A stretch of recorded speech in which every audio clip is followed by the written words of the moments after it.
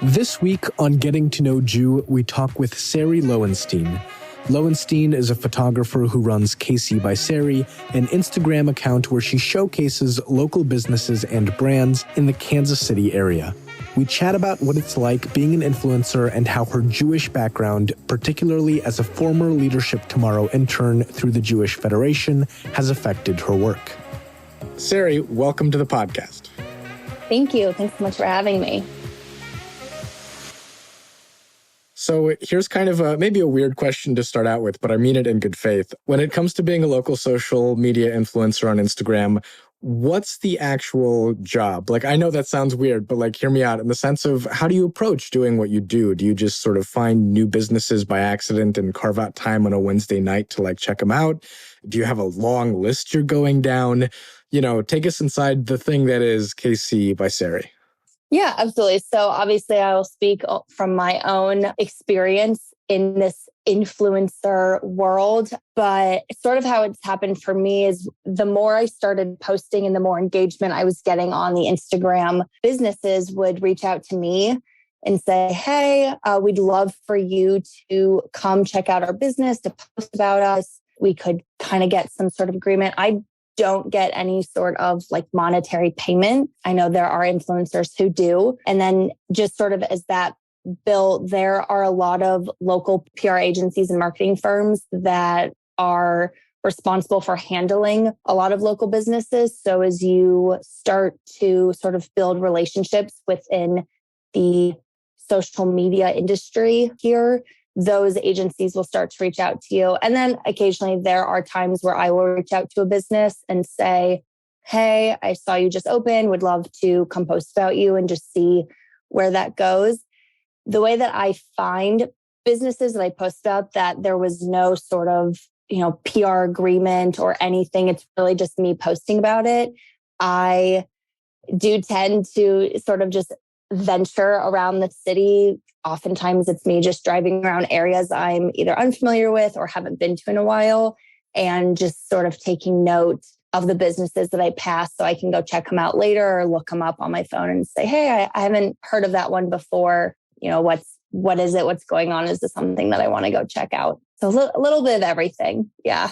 So my understanding is that the Instagram is about 3.5 years old. So you've been doing this for a while. What started this journey in the first place with, Instagram and local businesses? What was the moment that you realized this is what you want to do? Yeah, it's so funny. So a few years ago was out getting custards. There's a place here. I actually think they might even be like a Midwest chain, but Andy's Frozen Custard. And I don't know why, maybe it's just the millennial in me was like, hey, I'm going to post a picture of me holding this ice cream. And kind of from there, and this weird effect or snowball effect of people being like, hey, where are you? What did you order? I started getting a lot of questions about it. And just from there instantly was kind of this light bulb moment of maybe other people are kind of on this need for exploration as I am. I'm from the suburbs of Kansas City. I went to KU, so sort of one of those people who haven't really left the area that I grew up in. And when I moved back here from college, I sort of decided that I didn't want to get stuck in the rut from what I was used to from growing up. And the best way to do that was to consistently push myself to find new restaurants, new businesses, places I had never been before. And I think that having that mentality already moving back here and then sort of seeing what happened with this one image, it just kind of came together in my brain of maybe there's something to this. Maybe people are looking at social media to find places that they haven't heard of before. So it really was just sort of a light bulb moment. I never expected it to become what it was. I actually don't really even call myself, I would never label myself as an influencer. I think for some reason I'm still sort of I just have a Kansas City Instagram, but in the general sense, influencer is the easiest way to explain it. I also want to ask, you were a Leadership Tomorrow intern through the Jewish Federation of Greater Kansas City. For listeners who might not know, the Leadership Tomorrow program is a paid summer internship for Jewish college students to work at local nonprofits. So what's the story behind, how you found out about the program and why you applied? And can you tell us what your experience was like during the internship that you had? Yeah, absolutely. So, as you said, through the Federation, my family has been involved in the Jewish Federation of Kansas City for a long time. And so as an internship, I was actually always somewhat familiar with. And then just sort of through good old fashioned Jewish connections, I knew the person who was sort of involved partially in the interview process. And she had reached out to me and just said, hey, if you're looking for a summer internship, I think there's a couple in particular that would really kind of fit into some interests that you have, and you should come check it out. So I had some meetings with her just to hear about it more and just sort of what the overall internship was and what it entailed. And then from there, I interviewed and I got it. And then my internship specifically was through the Barney Goodman and Sports Camp. That's through the Jewish Community Center. And it was to be their local photographer and to put together the newsletters. So kind of showing parents, here's the fun activities your children are doing during the week. And here is what's to come, reminders of any sort of like field trips that the camp was doing. But I still do it, but I have a photography business on the side as well. It's something I've recently kind of put down for the time being, just to focus on some other ventures and some other things I sort of have brewing within the social media realm. But photography is something I've been doing since high school and have always been really interested in. So the photography aspect is what got me really into that specific internship. And what lessons did you take away from sort of, to say more about the internship experience, that have helped you sort of with the KC by Sari Instagram and also your photography business sort of while it was more up and running? Kind of the first part is one of the big parts when I was doing the Leadership Tomorrow internship was the process of grant writing. And we visited a bunch of nonprofits around Kansas City. And we did, the way it was set up was every Wednesday, we would sort of take a field trip around Kansas City and heard about the progression of Jewish family and Jewish life in the city. Again, being from here, actually, both of my parents are from here. I even have a grandparent who's from here, as well as a great-grandparent who's from here. So understanding the progression of Jewish life in Kansas City, again, something I was always somewhat familiar with, but that internship really opened my eyes of there obviously being parts of the city where Jews were not allowed, and just kind of seeing the evolution of Jewish families within the Kansas City area, I think was really cool. And just to understand, why did certain synagogues move farther south and why has everything moved to certain areas? And I think in relation to my Instagram, one thing that kind of sparked that interest in Kansas City in general is we were visiting areas on that internship that I had never been to. I will never forget, one of the field trips was we went to one of the oldest cemeteries in Kansas City. And there's a Jewish, very small area of that cemetery that is for Jewish individuals who are buried there. And there's a large headstone with the last name Lowenstein on it. And someone pointed out to me, and I had no idea that I have family members who are buried in that cemetery. And so I think, again, kind of sparking this, I grew up in a bubble, and just that urge to pop the bubble and realize that there was so much that the city had to offer that I was unaware of. And I think that I still constantly feel that. And that is kind of what drives me and motivates me to keep the Instagram going, as well as just learning more and more about the city. I want to zoom in for a moment on the intersection of KC by Sari and your Judaism, starting with you did this Hanukkah giveaway in collaboration with 8 local businesses in November. And when posting about it, you wrote about how hard it can be to find local brands that celebrate Hanukkah. So in organizing a giveaway like that, how do you find the Jewish connections in local businesses and figure out, what kind of Hanukkah stuff there is, for example, or for any other Jewish holiday or kind of activity? Yeah, absolutely. So that was something that I had thought about doing for the last couple of years. And this year, it was just kind of like, why not? Growing up, my mom went all out for Hanukkah. Our house was decorated to the absolute nines. I think she always really wanted to make sure my family and my siblings and I never felt like, I don't want to say this butt of like Christmas and Hanukkah, but I think my mom really wanted to stress that Hanukkah can be just as big of a deal as Christmas. Obviously, in terms of the actual religious celebrations, they're a little different.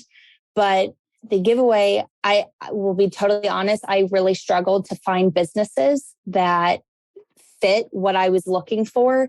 Some of it was businesses I'd already had relationships with. So there's a local girl here named Dee who runs a macaron company out of her home called Sugarfold. And I had reached out to her and just said, hey, I want to do this Hanukkah giveaway. You're so creative. I would love for you to come up with 8 different macarons. And is this something you would be interested in? And she totally jumped at the idea. And it took some research. I had known of some local bakeries that had offered Jewish star cookies over the last few years. So it was hard. I spent a lot of time and a lot of research coming up with 8 businesses. And I'm so thankful for all the businesses that I did work with. And the coolest part of that process was having conversations with businesses that didn't realize that their stuff during December and Christmas and Hanukkah holidays, kind of the awareness of, wow, my stuff really might not be inclusive to everyone. One of the businesses that I partnered with, Evoke Happy, she had actually reached out to me and said, hey, I'm trying to partner with influencers. Can you please take a look at my website and see if there's anything that you love? I would love to do a giveaway. And when I went to her website, I loved her stuff. However, it was filled with Christmas ornaments. And she made some really cute sort of charcuterie boards, but they were all labeled with like Santa's cookies and Merry Christmas. And I wrote back to her and I just said, I love your stuff. I love your craftsmanship. However, I do want to point out I'm actually Jewish and I celebrate Hanukkah. And unfortunately, I don't think your products gear towards myself. And she wrote back to me and said, oh my gosh, that's just never even crossed my mind. And her and I worked together and she ended up coming up with a board that said Happy Hanukkah. And it just was really cool to be able to have that conversation with a local business and be able to kind of help businesses here sort of expand what they do offer. I would love for this to be an annual sort of giveaway I do around Hanukkah and be able to get to the point where I have a lot of options of businesses I can reach out to instead of, down to the wire. I was on like day 6 of Hanukkah looking for the last 2 businesses to partner with. So there was definitely some struggle that went with it, but I think it worked out really nicely.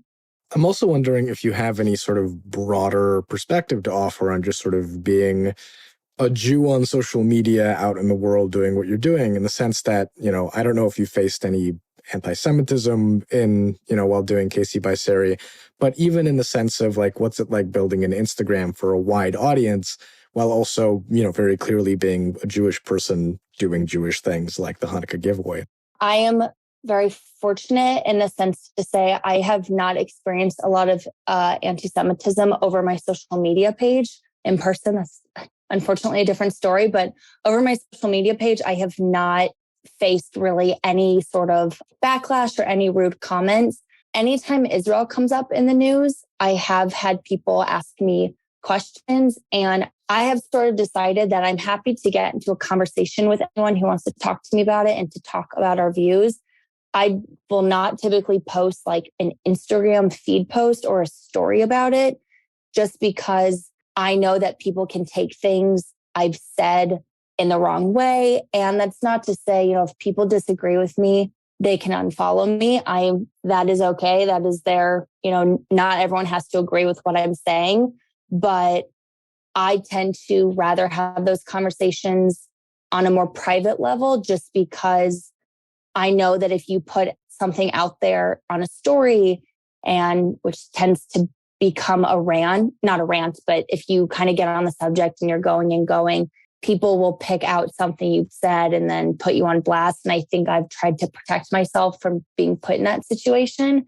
So again, anytime Israel is really in the news, I usually will just put out sort of a general story of whatever side you take, that is, your right as an individual to choose who you support. Just please make sure you're doing your research and, listen to both sides. And that's sort of the general advice I try to give people. Having had experienced anti-Semitism in person, I have tried to really avoid it at all costs on social media. Like I said, luckily, especially with like my Hanukkah giveaway, I was really overwhelmed with the positive feedback that I got, especially from anyone who follows me who isn't Jewish. I was really happily surprised the feedback I got on that. So luckily, like I said, I haven't experienced that much over social media, but I definitely do not hide the fact that I'm Jewish on my page. I mean, I make it pretty clear I am a proud Jewish individual, and that is something obviously won't hide. So it's definitely on there. It's not in every post, but if you scroll through it, it's definitely on there because that page is a representation of me, and I want people to, it's a part of me that I'm proud of and want to showcase. So just to kind of explore that Israel aspect for a moment, if you're okay with it. There's not a nice way of putting this, but I think there's obviously a lot of pressure in the Jewish community, I think, especially on younger Jews, to be outspoken on positions about Israel, but many feel reticent about doing so, and especially on social media. A lot of people kind of shy away from wanting to have any conversations, and there's definitely a sense of like, I'm just a Jew, why are you coming to me for all your Israel problems, with a lot of people. And I don't necessarily think there's anything wrong with that. We're obviously inundated with a lot of stuff, and it's kind of hard to stay sane, especially online. So I'm wondering for you, what makes you willing and more open to even engage in those conversations privately when people reach out? Like, what to you is, I don't know, important or relevant about putting yourself in that situation of having a conversation about Israel when something comes up, as opposed to just kind of cutting that off of like, I have my opinions, I'm Jewish, but like, I don't need to be held accountable for every conversation around Israel whenever something happens. So wondering what thoughts you have on that. yeah, I think that for me, I never go into a conversation assuming that I'm right and that I'm going to convince someone of my opinions. Because for all I know, someone who's reaching out to me to talk about it, I could learn something from them and understand a different perspective. I might not agree with it, but I don't know if it's maybe the natural debater in me. The importance to me of understanding both sides to certain situations. Again, I might not agree with certain people's opinions on certain topics, but I don't think in any situation, whether it be Israel or the pandemic or anything like that, I just, to blatantly be like, this is wrong. You are wrong.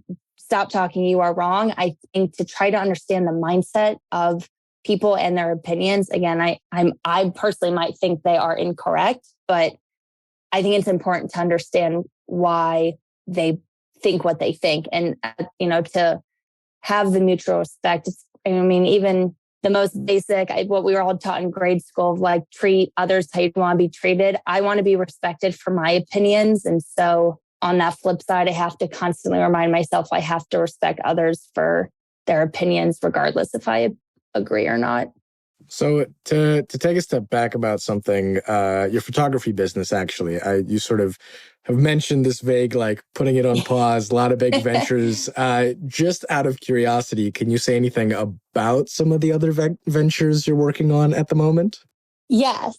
Actually, funny enough, I am starting a podcast that is hopefully coming out very soon. It's going to be called Kansas City Confidential. And it's basically an extension of the Instagram account. And so it will be me interviewing the owners and starters of local businesses and brands. And again, sort of this overall message that I encourage people of supporting local having had this social media page and creating such close friendships with people who run local businesses or even brands, understanding how much hard work goes into that, you appreciate those businesses so much more. And I think that it is really cool to hear people's story. And especially now, there's no denying how hard it has been for businesses during the pandemic. And so to even hear, how have you survived? A lot of businesses that started during the pandemic are restaurants that opened, you hear these stories of restaurants opening 2 weeks before shutdown and stuff like that. So the podcast will be me interviewing to hear those stories. And again, sort of further encourage people to support the businesses that I'm highlighting. So I'm sure, as you know, a podcast takes a lot of work. I am learning that very quickly. I've been actually working on this for months. And so to give that sort of my full attention on top of my day job, because fortunately I don't make any money off social media, but I definitely don't make enough to pay my bills. So I have an actual 8 to 5 job on top of the Instagram and now on top of doing this podcast. So I had to sort of put the photography aside for now, just to give this other venture sort of my full focus. Definitely. Yeah, podcasts take an enormous amount of work. So very cool that you're jumping in with that. I, of course, can't let you go without asking, what's your current go-to restaurant to recommend when someone asks you where they should get dinner right now? That is like the hardest question you could ever ask an Instagrammer. My gosh, it really varies because it's like, what area do you want to be in? There's a lot of prereq questions. I will say I have tried a bunch of newer restaurants in Kansas City that I thought were fabulous that they just opened. Oh my gosh. And it's like that question that like when you're asked your favorite color and you're on the spot, it's like, where's your brain go? Some of my favorite businesses that are close to me, Bella Napoli is one of them. It is an Italian restaurant and it's very small and just everything they do is absolutely delicious and handmade. And I could eat there 7 days a week and be really happy. So that's definitely one that I highly recommend to people. But yeah, it's so hard to answer because it's like, where are you going to be in Kansas City? What kind of cuisine do you want? If you want the lower end Town Topic, if you're ever in Kansas City, you have to go to Town Topic. It's a diner that's open 24 hours and it is good any of those 24 hours. It's always delicious. Their patty melt, amazing. So yeah, lots of options. Kansas City has a really cool food scene that's always evolving. So it's been really fun to get to see that. As a journalist, I have to ask the tough questions. So you did a great job with that. Of course. I understand. So classic ending question to this podcast. What's your favorite part of the Kansas City Jewish community? I think being from here and sort of being really immersed in that culture and feeling very connected to that community is that it's sort of always there for you. I've moved a little farther away from the area I grew up in and where the actual Jewish community is, but it's everywhere if I meet someone who's Jewish and, kind of having that connection elsewhere, but just feeling like it's always home. And I think that, everyone being so close-knit, especially given past incidences in the Kansas City area, I just think that community here has grown so strong and sort of that sense that everyone has each other's back and best interests. So it's one big family, which sounds so cheesy, but that's kind of how it feels. So amazing. Well, this has been a huge amount of fun. And again, thank you for taking time to speak with us on the podcast. Yeah, thanks so much for having me. I really appreciate it. The Getting to Know Jew podcast is a product of the Kansas City Jewish Chronicle and the Jewish Federation of Greater Kansas City. It is part of the Jewfolk Podcast Network and produced by Jewfolk Inc. Please rate, review, subscribe, and share. If you have suggestions for future guests, please email the show at webmaster@jewishkc.org.